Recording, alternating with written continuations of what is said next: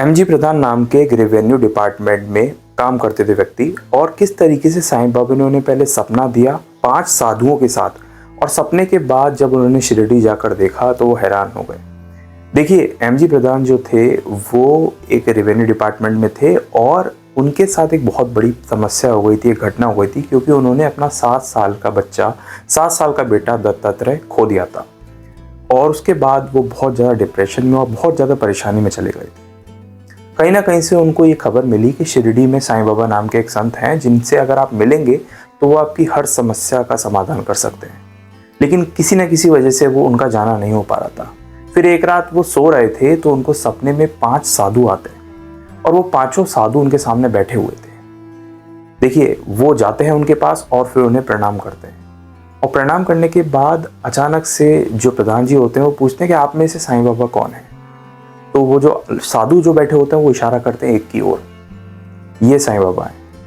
अब जो प्रधान जी हैं वो उनके पास जाकर बैठ जाते हैं और इतने में ही उनका जो सपना है वो टूट जाता है। और सुबह जब वो सो के उठते हैं तो वो सोचते हैं कि ये सपना मुझे शायद इंडिकेशन है कि मुझे अब शिरडी जाना चाहिए। अच्छा, उनका शिरडी जाना पहली बार हो रहा था, और क्योंकि वो साईं बाबा से मिलने वाले थे तो उन्होंने सोचा कि उन्हीं के लगाए हुए जो पेड़ हैं सीताफल और रामफल के, तो उनके जो फल हैं वो तोड़ तोड़ के पेड़ों से लेकर जाएंगे और बाबा को गिफ्ट के तौर पर देंगे। अच्छा, वो जब शिरडी पहुंचते हैं, जैसे ही द्वारका माई के अंदर एंटर होते हैं तो वो ये देखते हैं कि बाबा उनके ऊपर गुस्सा हो जाते हैं और गुस्से में उनसे खूब बुरा बुरा कहने लगते हैं।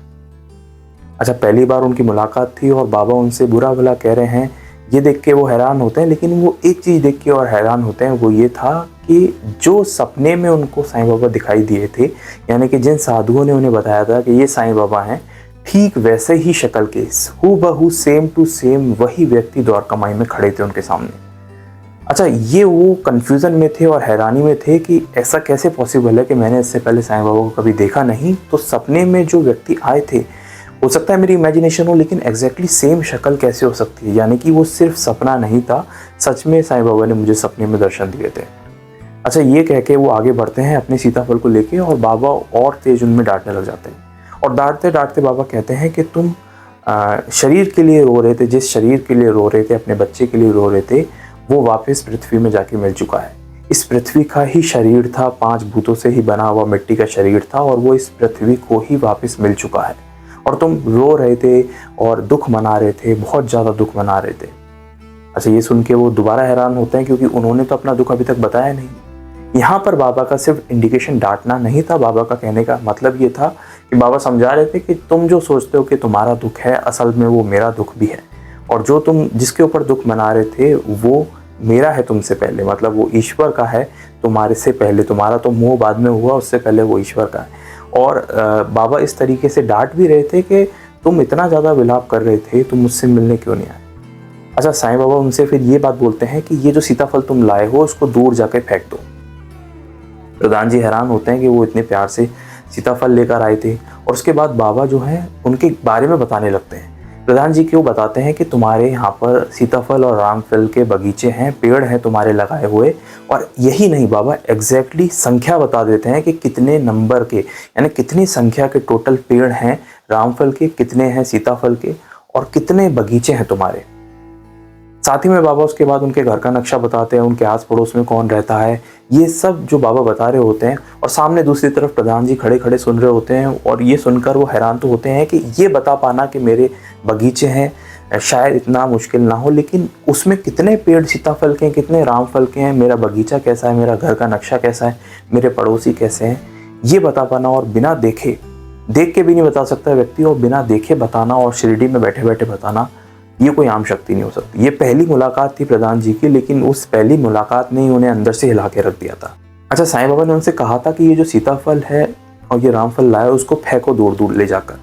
उनके कहने का मतलब यहाँ पर ये बताते हैं प्रधान जी कि जो तुम्हारे पास नॉलेज है, जो तुम्हारे पास ज्ञान है, उसको एक दुख के अंदर दबा के अपने पास सीमित मत रखो। उस ज्ञान को, उस नॉलेज को दुनिया भर में फैलाओ।